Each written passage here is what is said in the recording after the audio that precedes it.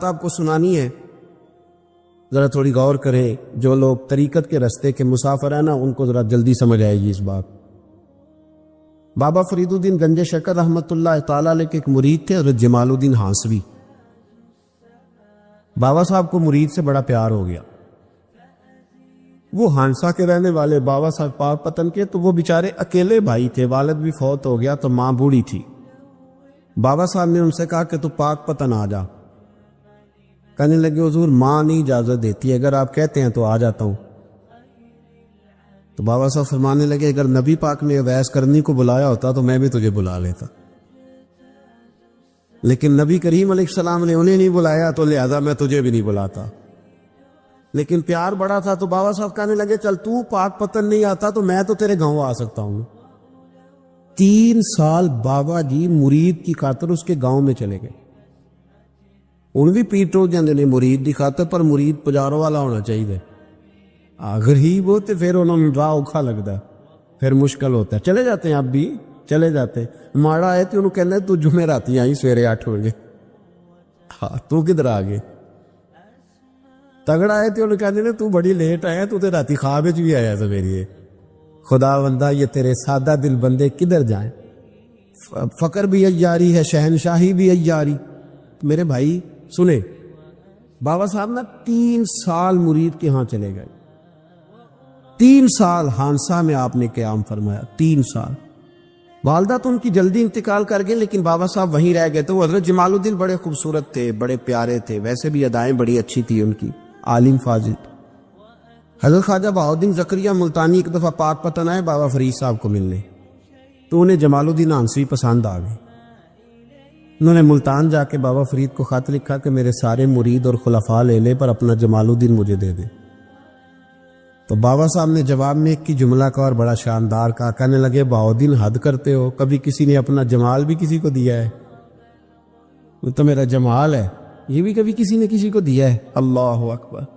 انہوں نے نا کوئی روحانی کشش ڈالی حضرت جمال الدین ہانسوی کے دل. تو بابا صاحب اسباق پڑھا رہے تھے شاگردوں کو، تو حضرت جمال الدین ہانسوی آ گئے. آ کے کہنے لگے حضور میں نے ملتان جانا ہے. بابا صاحب نے فرمایا کوئی کام ہے، کوئی مجبوری ہے، کوئی رشتہ داری ہے؟ سمجھ گئے بابا فرید صاحب کے معاملہ پیچھے سے گڑبڑ ہو گیا. کیا مسئلہ ہے؟ کہنے لگے حضور میں نے حضرت بہاؤالدین زکریا سے ملنا. محبت میں شراکت داری نہیں قبول ہوتی نا، باقی معافیاں مل جاتی ہیں، شراکت داری کی کوئی معافی یہ تو نے کیوں کی؟ شریک تو نے کیسے بنا لی؟ ایک در پھڑیے تے محکم پھڑیے تے ایک دے ہو کے مریے، یہ تو نے کیا کیا؟ فرمانے لگے اچھا بہاؤالدین زکریا سے ملنا ہے؟ کہا ہاں. پیار بڑا تھا بابا صاحب کا خواجہ بہاؤالدین زکریا سے، محبت بڑی تھی. فرمایا اچھا میں تیری خاطر یہاں آیا ہوں اور تو نے کوئی قدر ہی نہیں ڈالی. تو کہتے آگے جانا ہے، جا اب تو اسی کے پاس جائے گا. حضرت جمال الدین ہانسوی کہتے ہیں میں نکل آیا پر سینے کا نور سارا رخصت ہو، نہ میں ملتان جا سکا اور نہ میں بابا صاحب کا رہ سکا. 3 سال ہو گئے معافیاں مانگتے. پر بابا صاحب نے فرمایا یار میں تیری خاطر بڑھاپے میں یہاں آیا اور تو نے سوچا ہی نہیں، تو نے قدر ہی نہیں ڈالی، تو نے یہ کیا کیا میرے ساتھ. ایک تاجر آیا کرتا تھا بابا فرید صاحب سے ملنے سال کے بعد. وہ آیا تو اس نے لوگوں سے پوچھا کہ وہ کدھر ہے؟ جمال الدین جس سے سلام لے کے بابا صاحب سے لوگ ملتے تھے، جو رستہ تھا بابا صاحب کی طرف جانے کا، وہ تو روڑی کے ڈھیر پہ بیٹھے. وہ ملنے گئے اور جب جا کے ملے نا حضرت جمال الدین سے تو وہ رو پڑے. کہا کیا ہوا؟ کہنے لگے بس ہوا یہ کہ میں اس کی قدر نہیں ڈال سکا. جو قدر مجھے کرنی چاہیے تھی نا یار کی، میں وہ قدر کر سکا، میں قدر نہیں کر سکا، یہ مجھے سزا ملی. کہا ان سے کہنا معاف کر دے. وہ تاجر بڑا پیارا تھا. بابا صاحب رات کو پیر دبا رہا تھا، وہ تاجر بابا صاحب کے.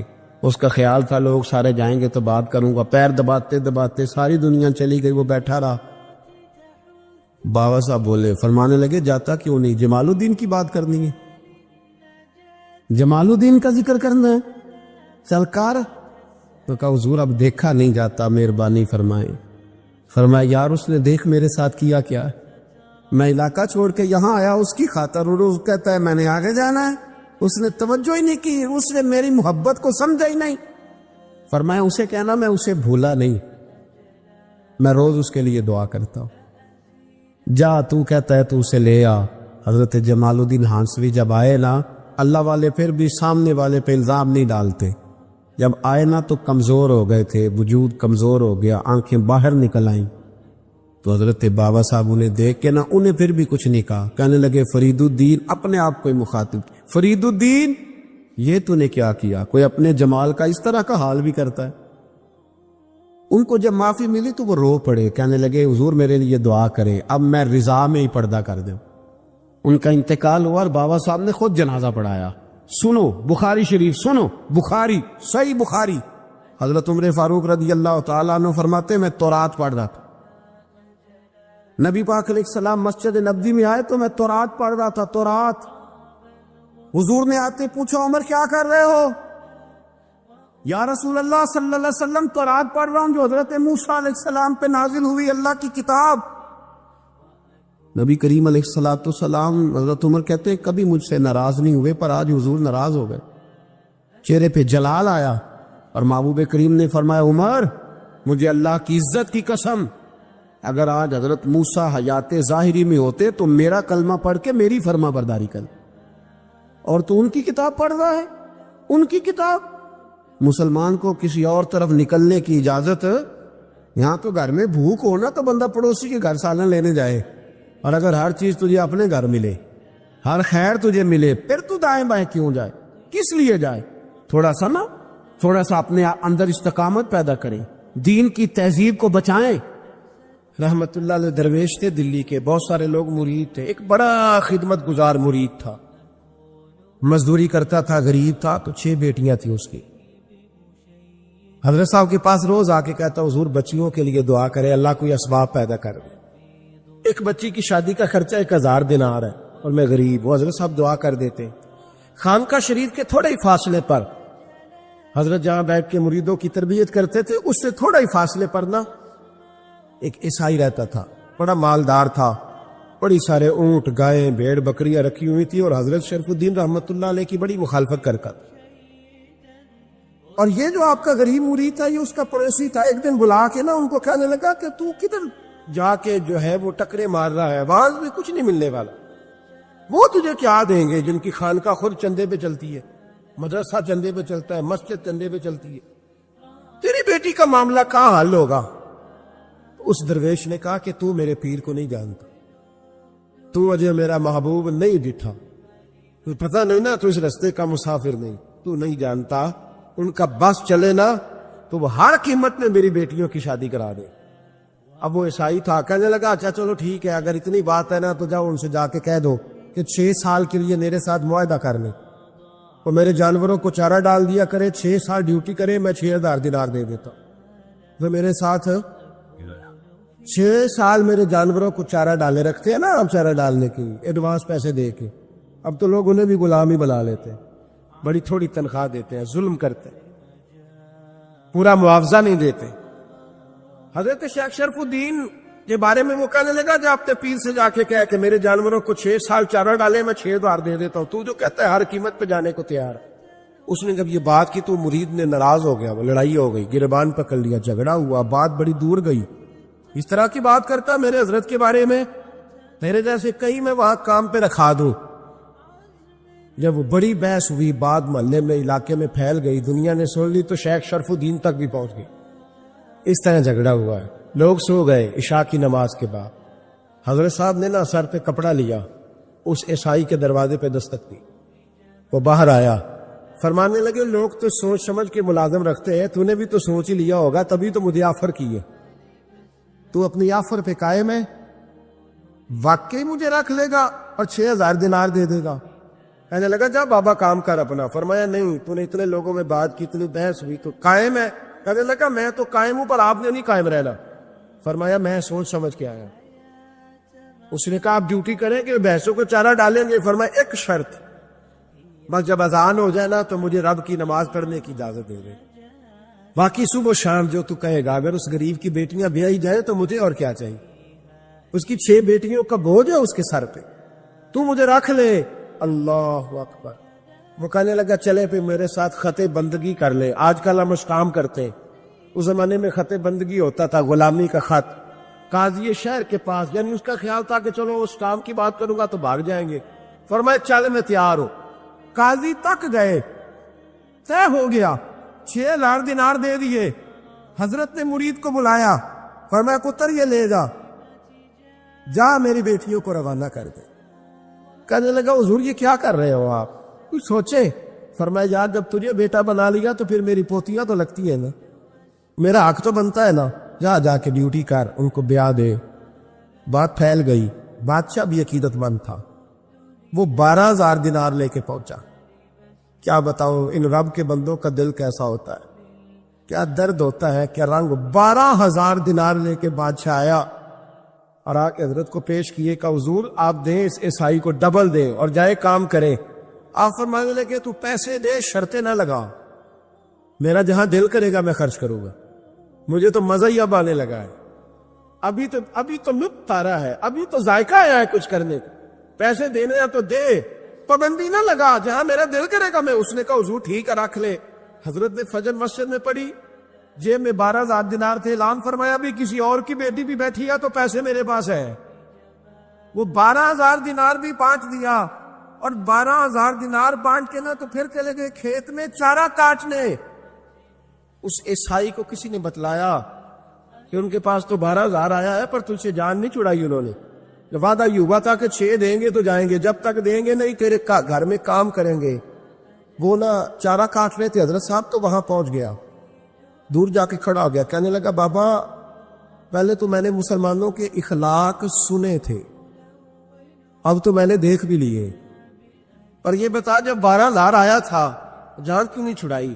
تو حضرت چارہ کاٹتے کاٹتے رو پڑے، فرمانے لگے تو نہیں نہ جانتا یہ بیٹیاں سانجھی ہوتی ہیں، پتہ نہیں نا، میرے رسول پاک نے تو خاتم تائی کی بیٹی کے سر پہ کپڑا رکھ کے کہا تھا بیٹیاں برابر ہوتی ہیں، تو یہ نہیں پتا جب اس کی 6 بیٹیوں کی شادی ہوئی ہے میرے اندر روحانیت کتنی بڑی ہے۔ فرمایا پھر 12,000 آیا ہے تو 2-4 بچیاں پھر گئی ہیں، یہ نہیں پتا میں اندر سے راضی کتنا ہوں، میں تیری نوکری کرتا رہوں گا، پتہ نہیں اللہ کتنی بیٹیوں کو بیاہ دے گا۔ اتنا رویا وہ عیسائی کے پیروں میں بیٹھ گیا، کہنے لگا بابا میں نے تیری مخالفت کی ہے پر تیرے قریب آ کے پتہ چلا ہے تو بہت اونچے اخلاق کا مالک ہے، اور اگر تیرا یہ مقام ہے تو تجھے اخلاق سکھانے والے محمد عربی کی شان کتنی ہے جی۔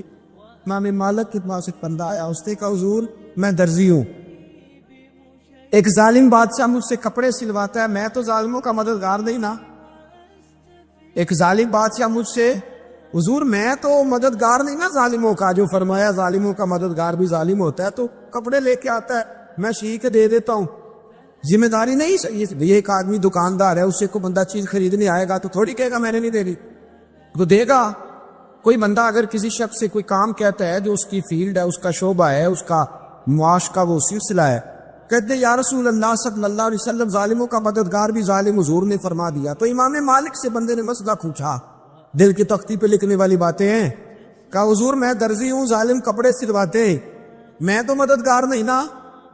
امام صاحب کہنے لگے نہیں، مددگار تو وہ ہوگا جو تجھے سوئی دھاگا فراہم کرے گا، تو پورے کپڑے سی کے دیتا ہے، تو خود بہت بڑا ظالم، تو پورے سوٹ سی کے دیتا ہے، تو بہت بڑا ظالم خود ہے۔ مددگار تو وہ ہوگا جو تجھے دھاگا دے گا، جو تجھے بٹن دے گا، جو تجھے نلکی دے گا، جو ظالم سے اتنی نفرت ظلم کر کے بنتا ہے۔ یہاں تو ہمارے زمانے میں ہیرو بن جاتے ہیں لوگ، ظالم ہیرو ہے، لوگ اس سے ڈرتے پھرتے گھومتے پھرتے، اور بہت سارے کم مزاج لوگ اس کے پیچھے ہاتھ باندھ کے پھرتے ہیں۔ ظالموں کی مدد کرنا، ظالموں کے ساتھ رہنا، یہ ظلم ہے، ظلم، یہ زیادتی ہے۔ میرے نبی پاک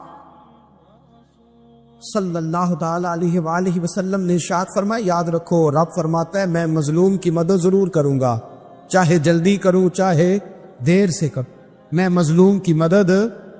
اور حضور صلی اللہ علیہ وسلم نے فرمایا ہے، حضرت معاذ بن جبل کہتے ہیں حضور نے مجھے یمن کا گورنر بنایا، جب میں جانے لگا نا تو حضور نے بڑی نصیحتیں کی، بخاری میں موجود ہے، فرماتے جب میں پلٹنے لگا تو میرے رسول نے فرمایا معاذ ایک منٹ ٹھہر جا، ایک بات میری یاد رکھنا، اس کو نہ بھولنا۔ کہا حضور کیا؟ فرمایا دیکھنا کسی پہ ظلم نہ کر بیٹھنا، کہیں تجھ سے زیادتی نہ ہو جائے۔ محبوبہ پھر حضور نے فرمایا سن میرے معاذ، میں تجھے گورنر بنا رہا ہوں، زیادتی نہ کر بیٹھنا، یا رسول اللہ صلی اللہ علیہ وسلم کیا ہوتا ہے؟ تو میرے کریم نے فرمایا جب مظلوم دعا کے لیے ہاتھ اٹھاتا ہے تو عرش کا مالک کہتا ہے فرشتوں پیچھے ہٹ جاؤ. عرش کا مالک کہتا ہے فرشتوں پیچھے ہٹ جاؤ، دروازے کھول دو. فرمایا مظلوم اور رب کے درمیان شے حائل کوئی نہیں. بڑے غور کے ساتھ سورہ مومنون کی ان ابتدائی آیات پر غور کرنا چاہیے. رب فرماتا ہے قد افلح المؤمنون، تحقیق مومن کامیاب ہو گئے. کون سے مومن؟ الذین ہم فی صلاتہم خاشعون، وہ جو اپنی نمازوں میں گڑ گڑانے والے ہیں، خشوع کے ساتھ، عاجزی کے ساتھ، انکساری کے ساتھ، ذوق کے ساتھ نماز پڑھنے والے ہیں. والذین ہم عن اللغو معرضون، اور وہ جو بیہودہ باتوں سے منہ پھیرنے والے، لغویات سے اپنا رخ پھیرنے والے، سنجیدہ لوگ. پھر ارشاد فرمایا والذین ہم للزکاۃ فاعلون، جو زکوٰۃ دینے کا کام کرنے والے ہیں. پھر فرمایا والذین ہم لفروجہم حافظون، اور وہ لوگ جو اپنی شرمگاہ کی حفاظت کرنے والے، اپنی شرمگاہ کی حفاظت کرنے والے. الا علی ازواجہم، مگر یہ کہ اپنی بیویوں پر، او ما ملکت ایمانہم، یا اپنی شرعی باندیوں پر. اس زمانے میں جو لونڈی خریدی جاتی تھی اس سے بھی وطی کرنا جائز تھا، اگرچہ اب لونڈیاں موجود نہیں ہیں تو یہ فعل بھی موجود نہیں، سوائے اپنی بیویوں پر یا شرعی باندیوں پر. فإنہم غیر ملومین، فرمایا جو یہ کام کرے اس پر کوئی ملامت نہیں ہے. اپنی بیوی کے پاس شرعی طریقے سے جائے یا باندی کے پاس جائے. فمن ابتغى وراء ذلك، اور جو آدمی اس کے بعد اس حد سے بڑھے، اس کے سوا کچھ اور کرے جو بندہ، فرمایا فاولئک هم العادون، یہ لوگ حد سے بڑھنے والے. جو لونڈیوں اور باندیوں کے علاوہ، اپنی بیویوں کے علاوہ کسی اور جگہ گندگی کریں، یہ حد سے بڑھنے والے، حدوں کو کراس کرنے والے لوگ ہیں. پھر ارشاد فرمایا والذین هم لاماناتہم وعہدہم راعون، اور وہ جو اپنی امانتوں اور اپنے وعدوں کی رعایت کرتے ہیں، امانتیں ادا کرتے ہیں، وعدے پورے کرتے ہیں. اور وہ لوگ جو اپنی نمازوں کی حفاظت کرنے والے ہیں، جن میں یہ خوبیاں آ گئیں. میرا رب فرماتا ہے نماز میں خشوع وضو حاصل ہو گیا، فضولیات سے بچ گئے، زکوٰۃ ادا کرنے والے بن گئے، شرمگاہ کی حفاظت کرنے والے بن گئے، امانتیں عہد پورے کرنے والے بن گئے، اپنی نمازوں کے محافظ ہو گئے. اللہ اکبر، قربان جائیں. مالک فرماتا ہے اولئک هم الوارثون، یہی لوگ تو وارث ہیں. یا اللہ کس چیز کے؟ فرمایا الذین یرثون الفردوس، یہ لوگ جنت کے وارث ہیں، یہ جنت کے وارث ہیں یہ لوگ. ہم فیہا خالدون، اور فردوس سے، جنت سے نکالے نہیں جائیں گے، ہمیشہ ہی جنت میں رہیں گے. یہ آیات اللہ کا مطالبہ بھی ہے، یہ آیات صحابہ، اہل بیت، اولیاء اللہ، ان تمام کی سیرت کا عکس بھی ہے. اور سب سے بڑھ کر سیدہ عائشہ صدیقہ فرماتی ہیں یہی تو آیات ہیں جنہیں اچھی طرح سمجھ لو گے تو تمہیں مدینے والے کے اخلاق بھی سمجھ میں آ جائے، حضور کے اخلاق بھی تمہیں سمجھ میں آئے. بڑے غور کے ساتھ سورہ مومنون کی ان ابتدائی آیات پر غور کرنا چاہیے. رب فرماتا ہے قد افلح المؤمنون، تحقیق مومن کامیاب ہو گئے. کون سے مومن؟ الذین ہم فی صلاتہم خاشعون، وہ جو اپنی نمازوں میں گڑ گڑانے والے، خشوع کے ساتھ، عاجزی کے ساتھ، انکساری کے ساتھ، ذوق کے ساتھ نماز پڑھنے والے ہیں. دیکھیں قرآن نے یہ نہیں کہا شروع میں کہ وہ لوگ اپنی نماز پابندی سے پڑھتے ہیں، بلکہ فرمایا وہ نمازوں میں عاجزی کرتے ہیں، وہ نماز میں خشوع کرتے ہیں، خضوع کرتے ہیں. نماز ہم بھی پڑھتے ہیں، ڈھیر سارے لوگ ہیں جن کا یہ مطالبہ ہے کہ میرا نماز میں دل ہی نہیں لگتا. پہلی بات تو یہ ہے کہ دل نہ بھی لگے تو نماز پھر بھی پڑھنی ہے، اور دوسری بات یہ کہ دل لگانے کو بھی تو کچھ انسان کے پاس چیزیں ہونی چاہیے نا، کوئی ضروریات ہوتی ہیں. سب سے پہلی بات یہ کہ مسئلہ نماز کا نہیں، مسئلہ اہمیت کا ہے. آپ نے اللہ تبارک و تعالیٰ کی ذات کی، رب کریم کے جلالت کی جتنی زیادہ اہمیت اپنے دل میں محسوس کر لی، اتنا ہی نماز کی طرف توجہ آپ کی بڑھ جائے گی. آپ سادی سی مثال ہے، غور کر لیں، جتنا آپ اپنے استاد کو پروٹوکول دیتے ہیں، جتنی عزت کرتے، اتنا ہی وقت پہ آپ ان کے پاس پہنچ بھی جاتے۔ اگر آپ کے دل میں اہمیت نہیں ہے تو آپ ڈال دیں گے، اور جس استاد کی اہمیت ہے اس کے فون کی گھنٹی بجتے ہی فون بھی اٹھایا جائے گا، اور بات پوری مکمل بھی نہیں ہوگی تو کہا جائے گا جیسے آپ کہیں گے، اور جو وقت وہ دیں گے ان سے 10 منٹ پہلے پہنچنے کی کوشش بھی کی جائے گی۔ بس سمجھ لیں، دل لگنے نہ لگنے کا مسئلہ نہیں، اہمیت کا مسئلہ ہے۔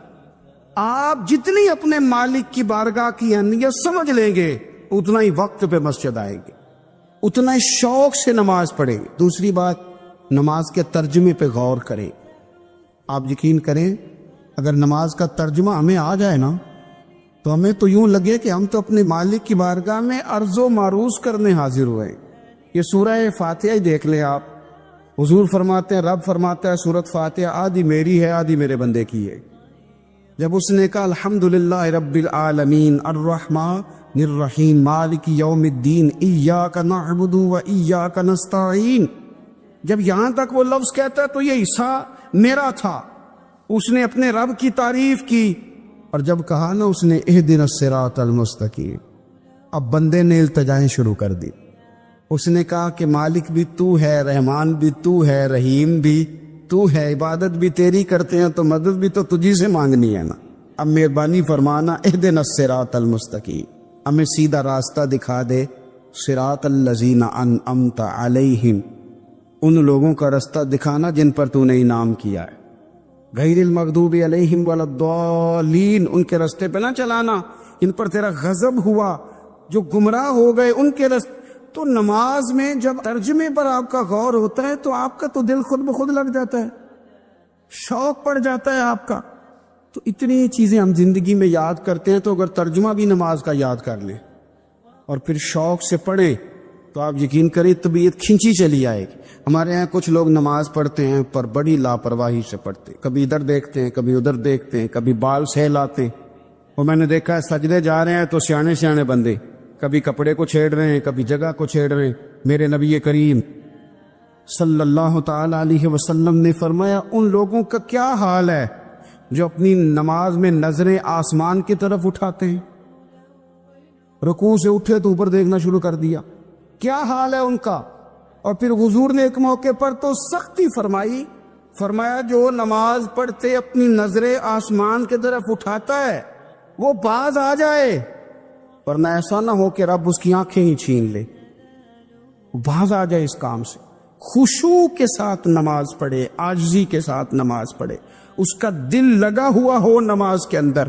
میرے نبی پاک صلی اللہ تعالی علیہ وآلہ وسلم کے غلام حضرت انس بن مالک رضی اللہ تعالی عنہ فرماتے کہ رسول پاک صلی اللہ علیہ وسلم نے مجھ سے فرمایا تھا کہ بیٹے نماز میں ادھر ادھر دیکھنے سے بچو، کیونکہ فرمایا نماز میں ادھر ادھر توجہ کرنا یہ بندے کو ہلاک کر دیتا ہے، ہلاکت ہے اس میں اگر تم نے ادھر ادھر توجہ کی۔ نماز تم مالک کی بارگاہ میں کھڑے ہو اور تم دیکھ ادھر ادھر رہے ہو، تو ایک تو نماز عاجزی کے ساتھ۔ پھر فرمایا والذین ہم عن اللغو معرضون، وہ لوگ جو فضول باتوں سے، لغویات سے اپنا منہ پھیر لیتے ہیں، فضولیات سے۔ ہمارے ہاں نا بہت سارے لوگ ایسے ہیں کہ بلا وجہ ان چیزوں میں دلچسپی لیتے ہیں جو ان کے مطلب کی نہیں ہے، ان کے مطلب کی مطلب آپ کسی سے ملنے کہتے کیا حال ہے، ٹھیک ہے جی، بچوں کا کیا حال ہے، ٹھیک ہے، بچے کتنے ہیں؟ تو بھئی آپ کو جب پتہ ہی نہیں تھا کتنے ہیں تو حال کیوں پوچھا آپ نے؟ آپ کرتے کیا ہیں؟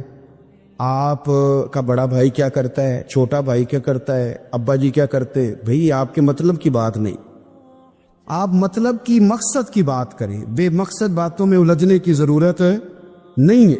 دیکھیں اپنا ادارہ میں چلاتا ہوں، اپنا گھر آپ چلاتے، اپنی ڈیوٹی آپ کرتے، آپ کو زیادہ بہتر پتہ ہے کہ آپ اپنا گھر کیسے چلا رہے ہیں، مجھے زیادہ بہتر پتہ ہے کہ میں مدرسہ مسجد، مجھے زیادہ بہتر پتہ ہے اس کے اندر کون سی اصطلاح کس طرح کرنی ہے، یہ مجھ سے زیادہ بہتر کوئی بندہ جانتا نہیں۔ اب ہم کیا کرتے ہیں، جب ہم دوسرے کے کام میں مداخلت کرتے ہیں تو دو نقصان ہوتے ہیں، ایک تو اس کے ساتھ ہمارا رائے کا اختلاف ہو جاتا ہے، اور دوسرا ہمارے اپنے بہت سارے کام رہ جاتے ہیں، کیونکہ ہماری توجہ دوسرے کی جانب تھی، اپنے بڑے سارے کام رہ جاتے۔ اس لیے بہت ساری ایسی چیزیں ہیں جن میں بلا وجہ کوئی مقصد نہیں. ہم پرانے لوگوں سے باتیں سنا کرتے تھے, ہمارے بزرگ کہا کرتے تھے جڑے پنڈ جانا نہیں, جڑے پنڈ جانا نہیں وہ راہ پوچھنے دی کی لغویات میں نہ الجھے, فضولیات میں نہ الجھے, یعنی ٹو میں رہنا, ٹو میں. آپ یقین کریں میں نے پرسنلی طور پہ اس چیز کو محسوس کیا ہے کہ ہمارے بہت سارے اہم حقوق صرف اس لیے مس ہوتے کہ ہماری اپنے سے زیادہ توجہ سامنے والے پہ ہوتے. سامنے والے میں نے دیکھا بڑے بڑے عجیب سوال اور بڑے بڑے انوکھے سوال, مطلب یہ کہ اتنی لمبی چوڑی, اور لوگوں کو بڑا پتہ ہوتا ہے یہ فلاں آدمی جو ہے اس کے بچے کتنے ہیں, وہ بیاہ کہاں پہ, کس کس علاقے میں ان کی شادیاں ہوئی. اتنی تفصیلات کی ہمیں ضرورت نہیں ہے, ہم سے تو ہمارے بارے میں پوچھا جائے گا. تو ہمیں اپنا معاملہ بڑا صاف ستھرا. دیکھیں کیا سونی بات کی مدینے والے رسول, قربان جائیں حضور کے جملوں پر. ایک شخص نے پوچھا حضور سونا اسلام کون سا ہے, خوبصورت مسلمان کون ہے؟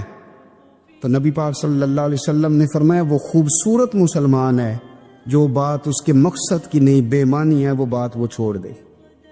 بے مقصد باتوں سے الجھنا جو بندہ چھوڑ دے وہ مسلمان بڑا سونا مسلمان ہے. ہم کمزور اس لیے ہوتے ہیں کہ ہماری توجہ زیادہ دوسروں کی باتوں پر پڑتی ہے. پھر فرمایا والذین هم للزکاۃ فاعلون, وہ لوگ جو زکوٰۃ دینے کا کام کرتے ہیں, صدقات کرتے ہیں, خیرات کرتے ہیں, وہ کامیاب ہو جاتے. پھر فرمایا والذین هم لفروجہم حافظون, وہ جو اپنی شرمگاہ کی حفاظت کرتے ہیں. نوجوان میری بات پر توجہ کریں.